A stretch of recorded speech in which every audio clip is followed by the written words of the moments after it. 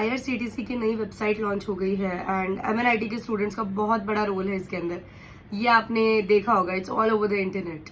Honourable railway minister Ashwini Vaishnaw he visited our campus and उस particular meeting के लिए कुछ स्टूडेंट्स को सिलेक्ट किया गया था। सजेशन जो मैंने दिया था वो ये था कि ब्रेस्ट फीडिंग मदर्स जो होती है who are travelling with infants, it is really difficult for them to breast feed in a train or there's no privacy, so there's an issue of dignity and privacy in this and काफी uncomfortable हो जाता है to take care of the child, to take care of the child care needs.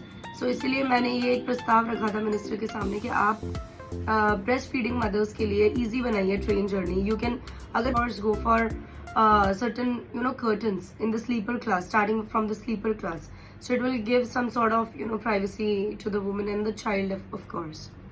So he really liked the suggestion. उन्होंने वो suggestions note कराए उनके PA को and it came into the news of course after that. So I felt really nice that एक being a research scholar मुझे ऐसा feel हुआ that this to speak the right thing at the right time. एक particular issue जो हमारे mind में चल रहा है हमने सही time पे उसको बताया and it catches the awareness. So then it feels really good. Thank you.